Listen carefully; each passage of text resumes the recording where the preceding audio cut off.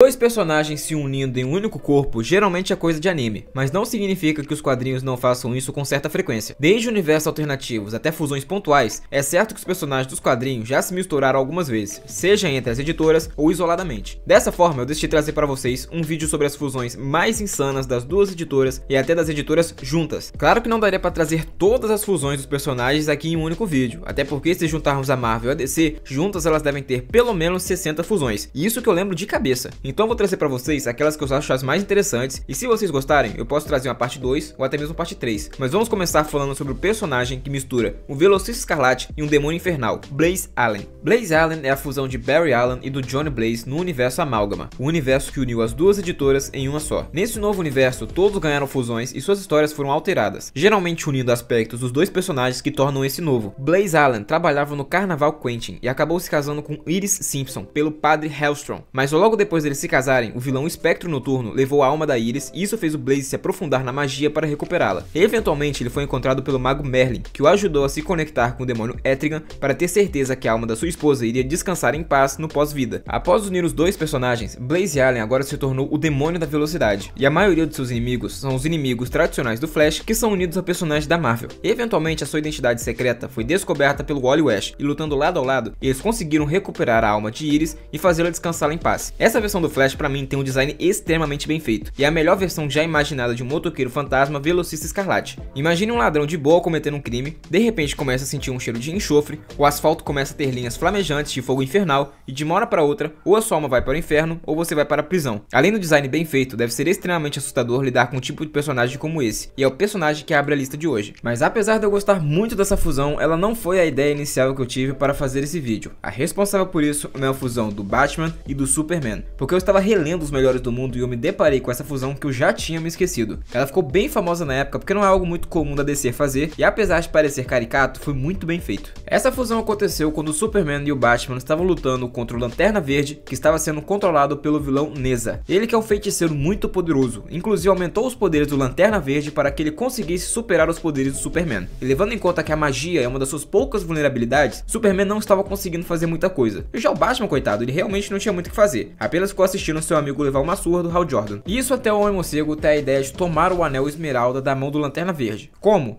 Superando a força de vontade do personagem. O problema é que o Hal Jordan é o personagem com a maior força de vontade dentro da DC Comics, então os dois tiveram que unir as próprias forças de vontade para tomar dele o anel. Então não era só o Batman ou o Superman disputando a força, eram os dois juntos contra o Lanterna Verde, e dessa forma o anel foi para os dois. Só que como não tinha como o anel se dividir para cada um, ele uniu os corpos dos dois personagens, criando essa fusão de um Batman e Superman com os poderes do Lanterna Verde. Infelizmente essa forma gasta muita energia, e rapidamente o anel ficou esgotado e os dois voltaram ao normal. Mas nesse meio tempo, eles conseguiram bater de frente e até mesmo superar o demônio Neza e os Jovens Titãs, que também estavam sendo controlados por ele, e foi invocado depois dos dois se fundirem. Mas por incrível que pareça, não foi a única vez que o Superman se fundiu com outro personagem da Liga da Justiça. Na verdade, não foi nem a primeira vez. Ele também já fez a mesma coisa com o Shazam. Claro que as condições foram completamente diferentes e o Superman estava ajudando na batalha contra um inimigo do Shazam. Em Action Comics número 768, a família Shazam teve seus poderes divinos alterados por uma antiga divindade sapo. Pois é, nem todo supervilão é extremamente legal e criativo, tem alguns que são mais ou menos. Enfim, os personagens estavam passando um sufoco danado e seus poderes estavam sendo completamente alterados por conta dessa divindade. Tanto que um personagem que tem super velocidade estava superaquecendo, enquanto o próprio Shazam, que naquela época era chamado de Capitão Marvel, teve sua forma reduzida a uma boca. Bom, pra ser justo, não foi só necessariamente uma boca, foi toda a região do queixo, mas ainda assim era só uma boca falante. Os personagens não tiveram outra escolha a não ser ir até Metrópolis e pedir ajuda ao Homem de Aço, e a única coisa que o Shazam conseguia dizer naquela situação era a palavra Superman, e o herói entendeu o porquê daquilo. O Superman gritou a palavra Shazam,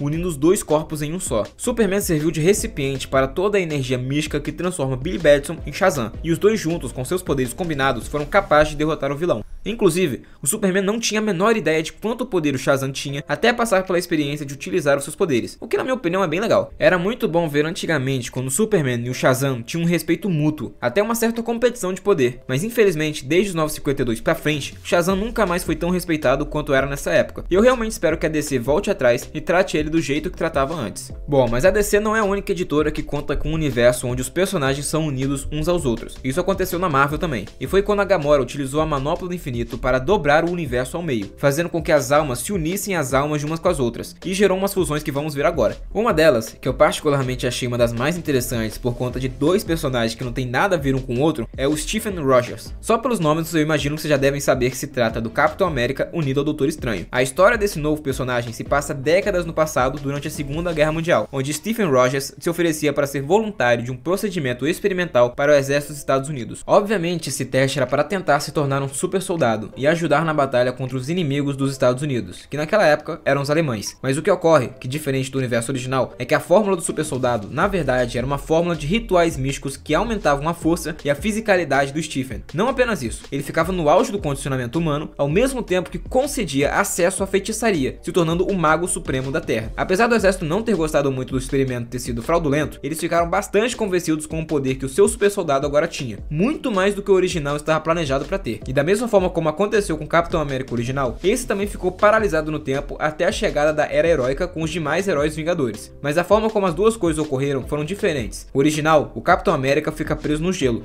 enquanto nesse universo ele vai para a Dimensão Negra. Lá ele começa a aprimorar a sua própria magia, enquanto tentava se defender das hordas de demônios que o atacavam constantemente. Então foi como um treinamento para ele ficou ainda mais poderoso do que ele já era. E isso até conseguir se libertar e descobrir que agora estava no século 21. Indo para o quinto da lista, temos um personagem que é uma verdadeira bagunça quando se trata de fusões, porque também é desse universo onde os personagens estão unidos. Só que tem um porém, ele é a fusão de uma fusão, que ao mesmo tempo são duas fusões. Ele basicamente é uma mistura entre o Pantera Fantasma e o Martelo de Ferro, que são dois personagens desse universo também. Então por sua vez, ele é respectivamente a fusão de um Pantera Negra, Motoqueiro Fantasma, Homem de Ferro e o Thor. Tudo junto. Isso ocorreu depois de tentarem impedir que os Sete Supremos destruíssem o seu mundo. E da mesma forma que o evento que criou essa nova realidade ocorreu, um segundo evento aconteceu onde a realidade novamente foi dobrada ao meio. E por isso os personagens voltaram a se unir. Só que ao invés de serem fusões de dois personagens, foi uma dobra de uma dobra. Então agora eram fusões de 4 personagens. Isso tornou eles muito mais poderosos. Só que infelizmente eles não tiveram uma grande participação ou fizeram grandes coisas após essa união. Eu coloquei o Martelo Fantasma na lista justamente para falar do próximo personagem, que é uma fusão ainda maior e ainda mais poderosa, que é o Martelo Supremo. Como eu já tinha mencionado no personagem anterior, fazendo toda a preparação para o Martelo Supremo, essa é uma fusão ainda maior que a fusão anterior. O Martelo Supremo foi o resultado de um terremoto na realidade que atingiu a cidade de Nova York e uniu ainda mais os personagens. Então o Martelo Fantasma, que já era a fusão de 4 personagens isoladamente, agora é a fusão do Martelo Fantasma junto ao Aranha Supremo em um único personagem. O Aranha Supremo também é um personagem extremamente bagunçado. É a fusão de 2 fusões. Ele é a mistura do Doutor Estranho, Homem-Aranha, Cavaleiro da Lua e Capitão América. Então o Martelo Supremo é a fusão do Doutor Estranho, Homem-Aranha, Cavaleiro da Lua, Capitão América, Pantera Negra, Motoqueiro Fantasma, Homem de Ferro e o Thor. E se vocês acharam isso extremamente complicado e não entenderam direito o que aconteceu, eu não culpo vocês. É realmente bem difícil explicar isso de uma maneira simplificada. Mas apesar de ser uma bagunça generalizada e algo meramente para atrair público, já que esse personagem não teve desenvolvimento algum, eu ainda acho muito foda. Mas como eu acabei de mencionar, não tiveram desenvolvimento nenhum, e a aparição deles é tão breve quanto esse universo que surgiu com a união dos personagens. Depois de se unirem todos em um único corpo, eles realmente entenderam que eram fusões de um universo onde todos eram isolados. Esse Martelo Supremo é tão poderoso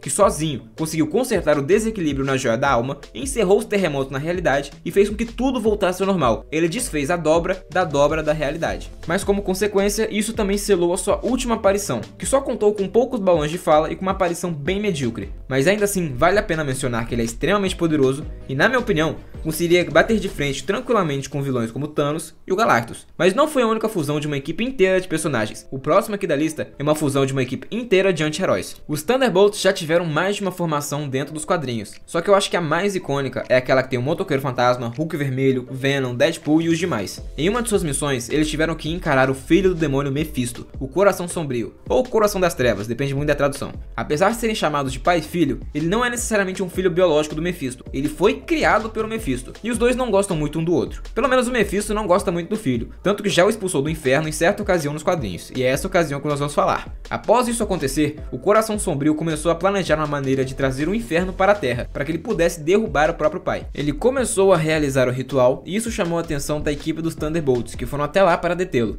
Surpreendentemente, o vilão matou todos os personagens que foram para cima dele, e eu digo surpreendentemente porque ele é conhecido por apanhar de qualquer um. Apesar de ser filho de um dos demônios mais poderosos da Marvel, ele não é um personagem forte. Inclusive, o Miles Morales já deu uma surra nele, e o Miles Morales não é um dos personagens mais poderosos da Marvel. Mas de qualquer forma, Mephisto não estava gostando muito de como o inferno estava indo pra Terra, porque realmente existia uma chance dele ser destonado pelo filho. Então ele deu uma segunda oportunidade para a equipe de anti-heróis voltarem à Terra, ressuscitados e deterem o seu filho. Dessa forma, o espírito da vingança e o simbionte Venom se uniram e foram até o corpo do Hulk vermelho, tornando os três personagens em um só. A união desses três foi poderosa o suficiente para conseguirem bater de frente com o Coração das Trevas e impedir a transformação da Terra na dimensão infernal de Mephisto, que, se formos parar pra pensar, é uma das fusões mais poderosas de todos os quadrinhos, apesar de ter sido muito breve e com três personagens que não necessariamente têm tanto destaque assim. Lembrando que esse motoqueiro fantasma é Alejandra Jones, e o Venom estava separado do Ed Brock, então não eram as melhores versões dos personagens. Mesmo não sendo as versões mais poderosas de cada um deles, eles podem escalar paredes, se camuflar, utilizar uma armadura simbiótica de fogo infernal, ter aumento de força, podem atacar diretamente almas e tem toda a força e resistência do Hulk vermelho.